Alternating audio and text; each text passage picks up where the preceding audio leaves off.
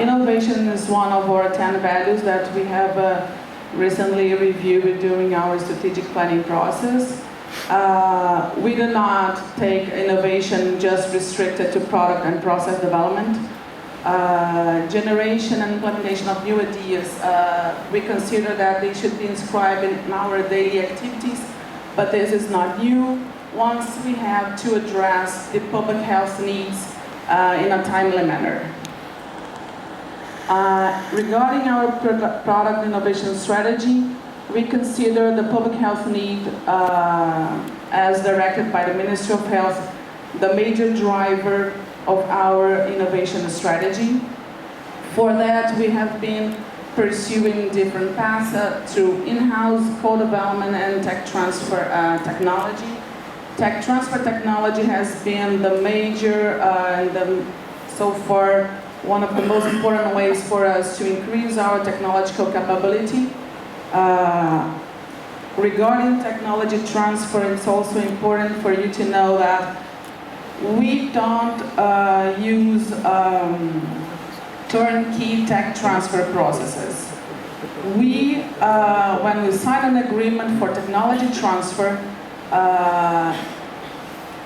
the company that will be transferring the technology to us should transfer the whole process. So we can vertically manufacturing from the API, from the bulk, until the finished product. Through this kind of strategy, we have also been able to introduce and develop new formulations based on products that we acquire through technology transfer. From the 18 new products we have introduced since 2006, 4 of them have been through in-house and co-development efforts. Just a snapshot of our technology transfer and partnerships. This is what I was talking to you about in the previous slide. We signed an agreement with SmithKline, now GSK, in 1999.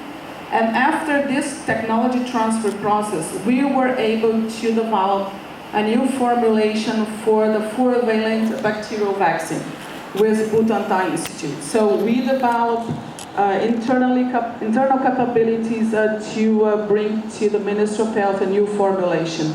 And new formulations in the vaccine industry is really important because you save time, you save money, and also, and the most important of all, the kid and the child will receive just one shot for 4, in this case, 4 components. In 2003, we signed an MMR vaccine, and now we have just signed in this month to introduce a new component, the varicella smallpox component. In 2004, we signed 2 agreements with Cuban institutes. And based on one of these agreements, we had already started to develop a new product here. It was the interferon pegylated. And in 2008, the Cuban Institute developed a new technology for pegylation. And since then, we are working with them in a co-development to bring an interferon human recombinant pegylate formulation that is different from the brand name and the original product developed by Roche. We are supposed to start the phase 2 and 3 trials. I think it's next month or so. Also, it's important to highlight that in 2009, we introduced a nucleic acid test for HIV and HCV, totally developed in Brazil through partnerships with the Federal University and another institute at Paraná.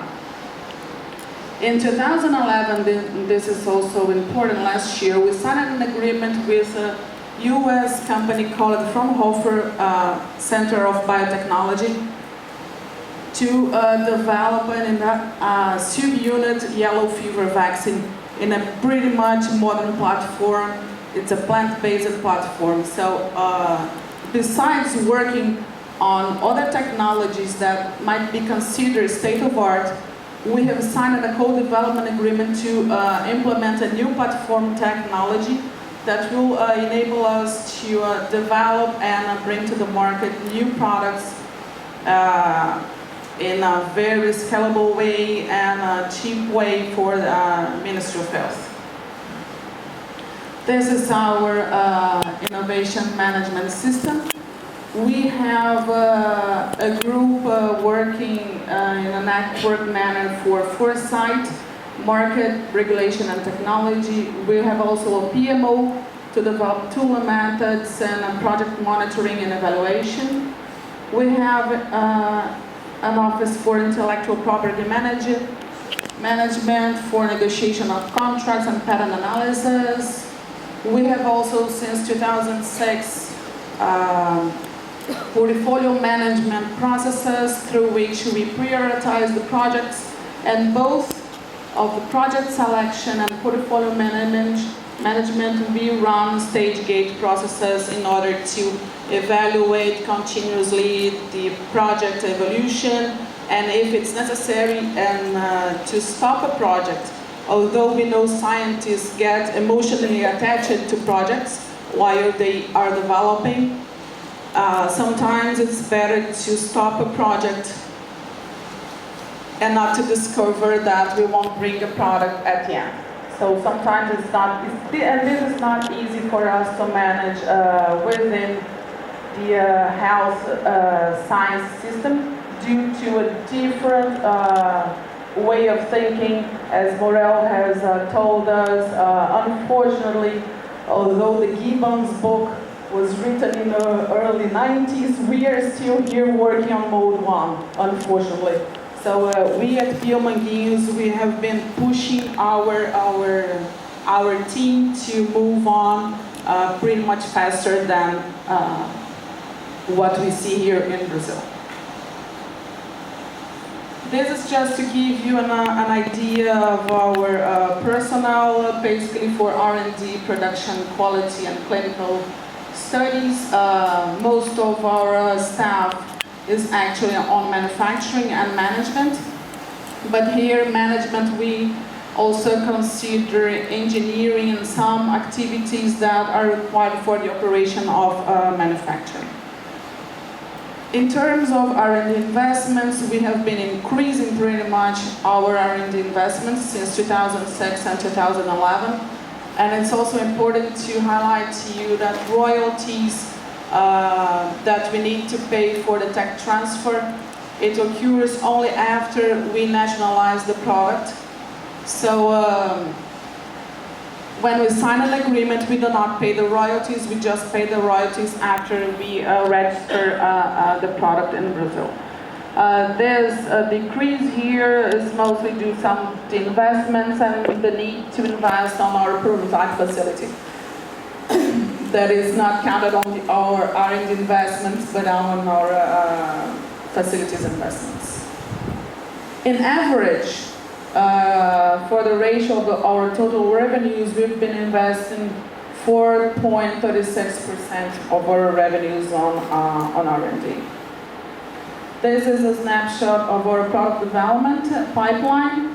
And for our product development pipeline and innovation efforts, we also, and this is a very broad sense of seeing innovation, we also consider the technology transfer projects once we do not go for turnkey contracts and agreements with our partners.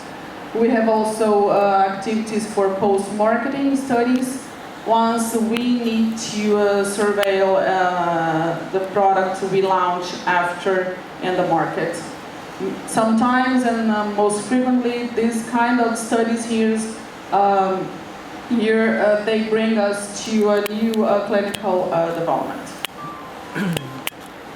This is one of our product launch forecasts. Another example of the importance of our strategy for technology transfer. Not only we have developed the 4-valent bacterial vaccine, We are also with Butantan developing a pentavalent vaccine, and with other public laboratories and a foreign company, we are also being able to develop an heptavalent vaccine in the coming years. This is our new facilities to support our innovation strategy. One of it is the Center for Prototypes, Biopharmaceuticals and IVD. As I told you, we are building the first prototype plant for viruses and bacteria. This prototype facility won't serve only Biomanguinhos and Filgros.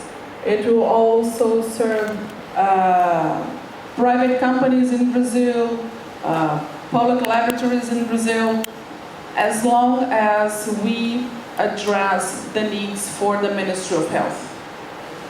And this won't, as CDTS, won't be pretty much easy to manage how the projects will come here and then be launched. These are also two other facilities in the same building, the biopharmaceuticals and the IVD, everything in one single building. We are also building a new fill and finishing center to improve our capacity to deliver products to the Ministry of Health with pretty much modern technology. And we are also investing in a plant expression platform at Ceará, as I told you, and other facilities that will, because currently our buildings, they are too old. Just as an information, besides all the corporate responsibility that we have to do, we are also trying to, within our institute, to innovate somehow at a social level with a social products project here that we work with teenagers from the surrounding communities. That's it. Thank you.